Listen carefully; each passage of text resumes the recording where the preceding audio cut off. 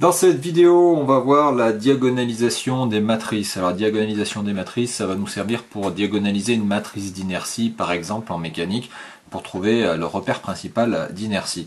Alors, mettons que j'ai cette matrice ici, donner un exemple. La matrice va pouvoir se diagonaliser si, par exemple, j'écris que cette matrice multipliée par une matrice de transformation, que je vais appeler P, par exemple. Donc je vais faire l'inverse de P, je vais le multiplier par cette matrice, je vais multiplier par P, et on va dire que cette matrice sera diagonalisable si le résultat que je vais trouver donnera une matrice qui fera la même taille que celle-là, avec simplement des valeurs que j'ai notées, par exemple lambda 1 et lambda 2, simplement sur la diagonale. Alors pour rappel, au niveau des matrices, si je prends une matrice, j'écris son inverse et que je la multiplie par elle-même, ça c'est égal à la matrice identité, c'est-à-dire une matrice 1, 1, 0, 0. Voilà pourquoi j'aimerais transformer ma matrice de cette manière-là. Bien entendu, toutes les matrices ne sont pas inversibles, donc c'est-à-dire que quand on va essayer de les inverser, peut-être qu'il y en a certaines qui ne vont pas marcher. Alors notre but dans cette inversion de matrice, dans cette diagonalisation de matrice, ça va être de trouver déjà les valeurs propres, et puis surtout la matrice de passage qui va nous permettre de transformer cette matrice-là en celle-là. Alors des matrices de passage, il peut y en avoir différentes, et les valeurs propres, j'écris lambda 1 ici, lambda 2 là, mais je pourrais aussi écrire l'inverse, lambda 2, lambda 1, simplement ça me changerait ma matrice de passage. Allez, première chose à faire, ça va être de trouver déjà les valeurs propres. Alors, pour déterminer les valeurs propres, c'est-à-dire lambda 1 ici et lambda 2, il va falloir que j'écrive le polynôme caractéristique de cette matrice-là. Alors, le polynôme caractéristique, ça va être que le déterminant de cette matrice A moins lambda, la valeur propre que je vais chercher, multiplié par la matrice identité. Et ce truc-là doit être égal à 0. Bref, je vais chercher les lambda qui vont me permettre de trouver 0. Bon, lambda fois la matrice identité c'était celle-là, des 1 sur la diagonale. Ça va donc me permettre de réécrire cette chose-là. Donc je vais chercher le déterminant de cette matrice, c'est-à-dire 1 moins lambda, 2, 2, 1, moins lambda. Et je vais dire que ce déterminant est égal à 0. Alors comment est-ce qu'on faisait pour déterminer le déterminant d'une matrice de 2? Eh bien on faisait ça fois ça, moins ça fois ça. Ok? Donc 1 moins lambda fois 1 moins lambda, donc 1 moins lambda au carré, moins 2 fois 2. Et ça c'est mon déterminant. Donc je vais pouvoir le calculer. Ça me fait donc 1 moins lambda au carré, moins lambda fois moins lambda, moins 2 fois 2, c'est-à-dire 4, et ça, c'est égal à 0. Allez, je vais développer maintenant ce 1 moins lambda au carré, donc ça me fait 1 au carré, ça me fait 1, moins lambda au carré, plus lambda carré, moins 2, 1 fois lambda, donc moins 2 lambda, moins 4a est égal à 0. Allez, j'ai moins 4, j'ai plus 1, je vais pouvoir finaliser mon écriture. Ça me fait donc lambda carré, moins 2 lambda, moins 3, et ça, c'est égal à 0. Voilà. Maintenant, pour trouver les valeurs propres, il va falloir que je trouve les valeurs qui vont m'annuler ce polynôme caractéristique, donc les valeurs de lambda, les 0 de cette équation-là. Bon, première chose, je vois que c'est une équation du second degré, donc on devine bien que ça risque d'être une équation du troisième degré si jamais j'ai une matrice 3, 3. Donc troisième degré, potentiellement 3 solutions. Donc second degré, potentiellement 3 solutions. Alors soit des solutions complexes, auquel cas la matrice ne sera pas diagonalisable, soit une solution unique, auquel cas ça veut dire que la matrice A initiale était déjà diagonale, soit une solution réelle, et à ce moment-là, eh bien, on va pouvoir trouver deux valeurs distinctes, donc lambda 1 et lambda 2, qu'on va pouvoir positionner sur notre diagonale. Allez, on va essayer de faire la détermination des racines de ce polynôme-là. Donc déjà, on va calculer le delta de ce polynôme. Donc ça va être b carré moins 4ac. Le a, c'est le facteur ici, qu'il y a devant. Le b est égal à moins 2 et le C est égal à moins 3. Allez, on fait le calcul, donc B carré moins 4AC, donc moins 2 au carré, moins 4 fois A était égal à 1, et C était égal à moins 3 fois moins 3. Donc moins 2 au carré, ça me fait tout simplement 4, moins 4 fois moins 3, c'est-à-dire plus 12, et donc ça, c'est égal à 16.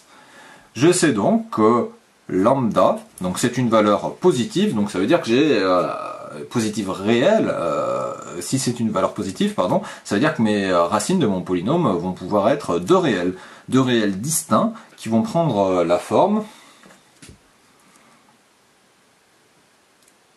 de moins b plus ou moins racine de delta sur 2a.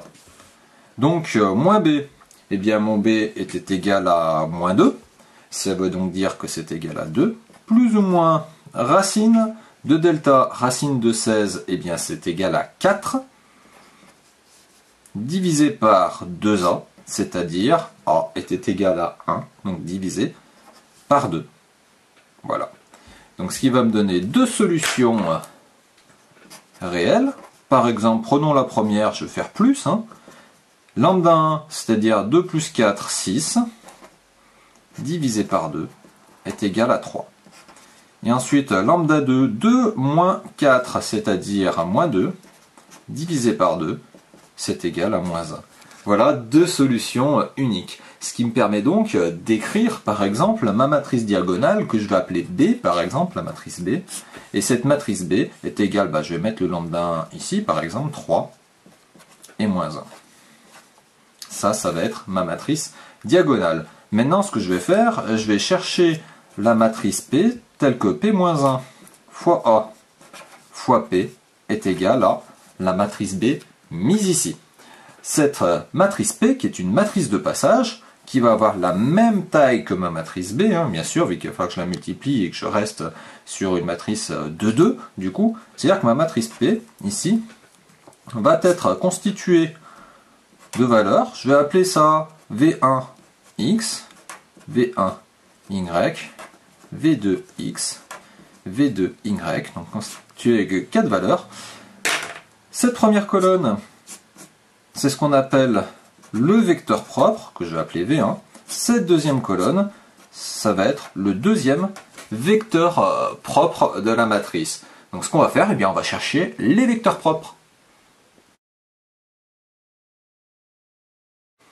Allez, on va commencer par chercher notre vecteur propre V1, par exemple, notre premier qu'il y a ici.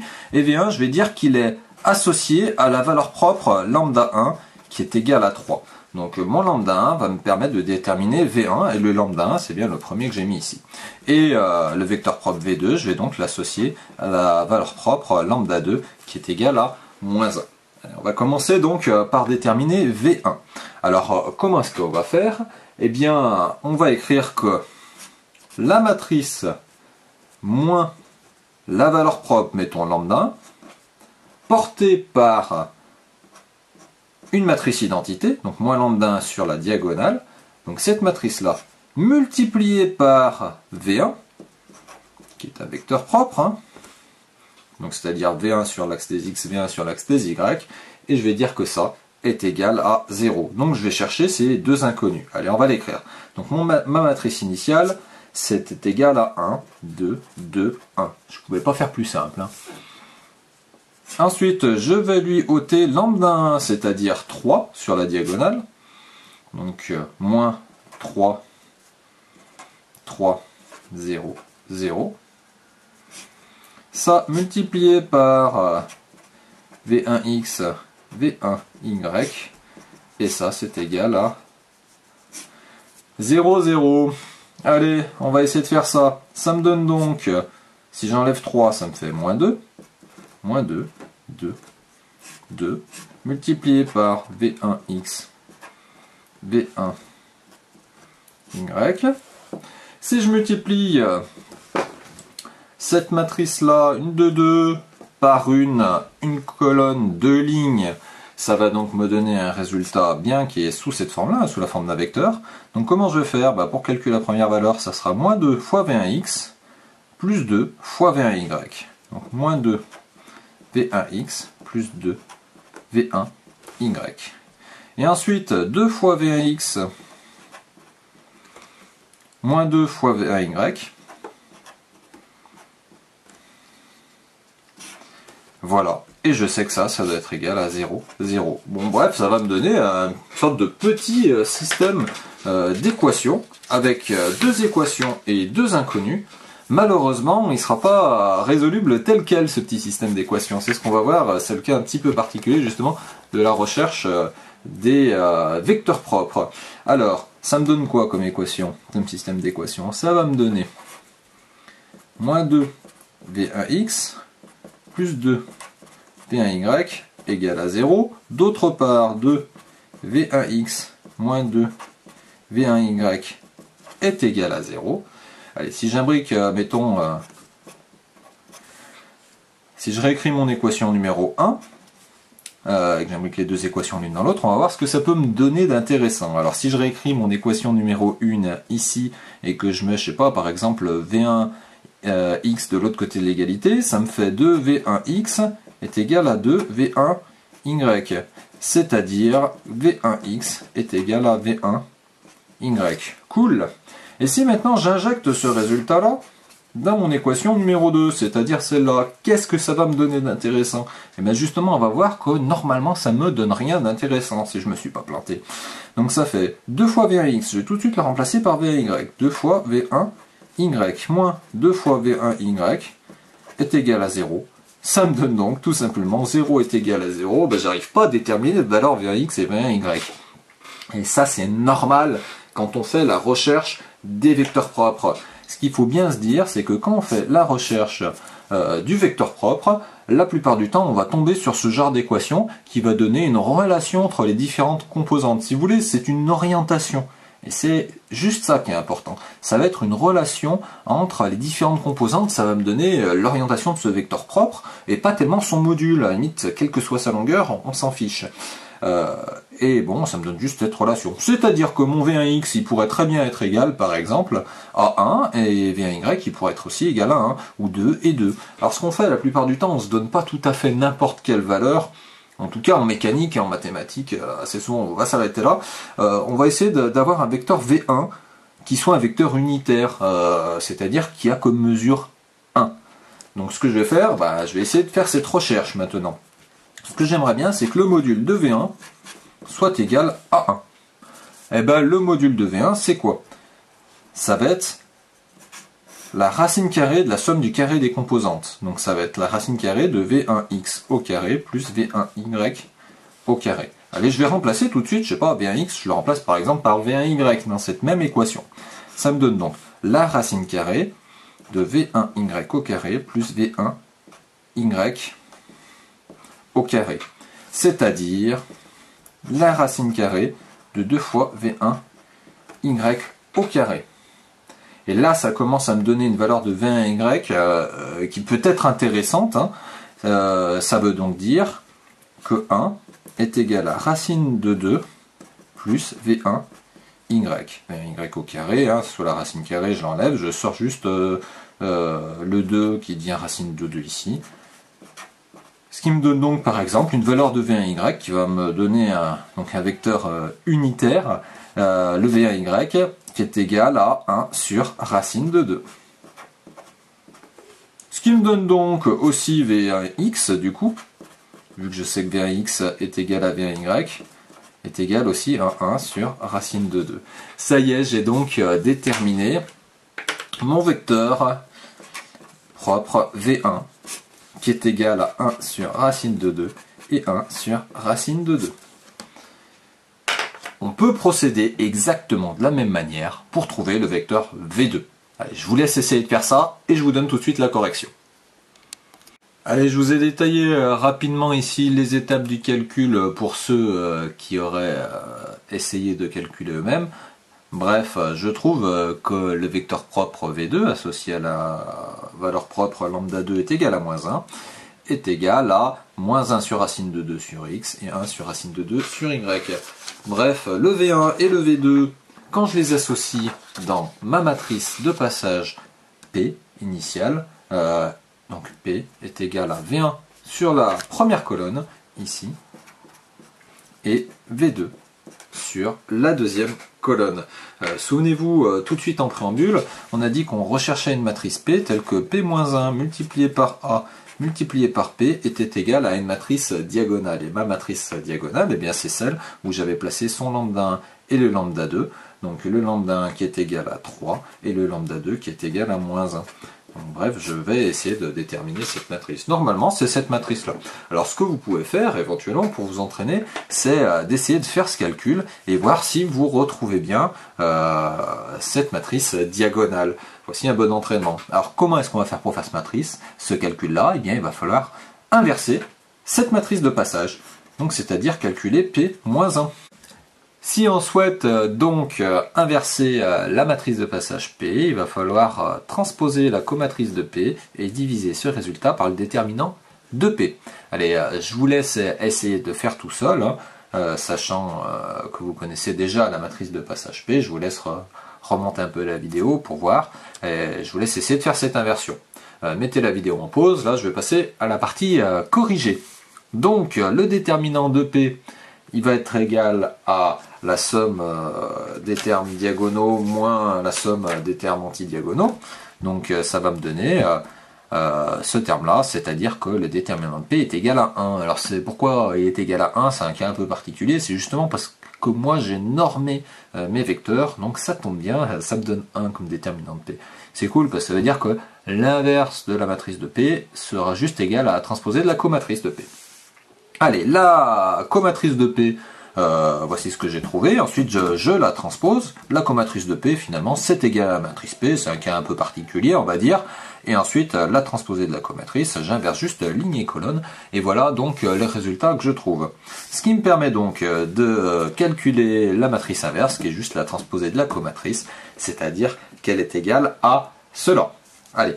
Maintenant, on va essayer de vérifier, et vous allez essayer de le faire, connaissant la matrice P, connaissant la matrice maintenant P-1, c'est-à-dire la matrice inverse, on va essayer de vérifier que la matrice inverse de P, multipliée par ma matrice A initiale, multipliée par P, et ça va être égal à quoi? Eh bien, en théorie, ça va être justement égal, hein, c'est la question que je me pose, à lambda 1, c'est-à-dire 3, 0, 0 et moins 1. Est-ce que c'est bien égal à ça? Eh bien allez, je vous laisse faire la multiplication des matrices, mettre la vidéo sur pause et je vais vous détailler mes étapes du calcul juste après. Allez, maintenant je détaille les étapes du calcul. Donc ce que je vais faire, je vais déjà me concentrer par la multiplication de ces deux matrices-là. Hein. De matrice de 2, ça me donne un résultat de 2, ici. Donc voici ce que je trouve. Donc 1 sur racine de 2 plus 2 sur racine de 2, enfin des termes dans ce genre-là. Donc après, j'ai plus qu'à additionner tout ça, hein, ce qui me donne du 3 racine de 2, 3 racine de 2, 1 sur racine de 2, moins 1 sur racine de 2. Ensuite, je vais le multiplier par la matrice P qu'il y a ici. Donc je vais faire cette multiplication et ça me donne donc cette grosse matrice finale, qui est toujours une matrice de 2, un peu complexe comme ça. Et qu'est-ce qu'on voit? Bah déjà, là j'ai pas détaillé, hein, enfin j'ai détaillé mes calculs plutôt, j'ai pas fait le raccourci. Je vois que ces termes-là, eh bien tout simplement, ils vont s'annuler. Je vais bien trouver une matrice diagonale. Et ensuite, je trouve quoi? 3 sur racine de 2 fois 1 sur racine de 2. Donc ça fait 3,5. Plus 3,5. Bref, ça me fait 3. Ça me fait bien la valeur propre lambda 1. Et ensuite, je trouve quoi? Moins 1 sur racine de 2 fois 1 sur racine de 2, c'est-à-dire moins 1,5. La même chose, moins 1,5. Et le résultat, c'est égal à moins 1, c'est-à-dire à ma valeur propre lambda 2.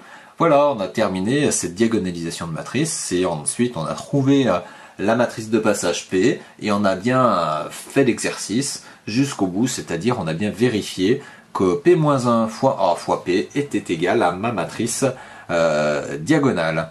Voilà, j'espère que ces petits rappels de mathématiques ont été clairs. Bonne révision à vous.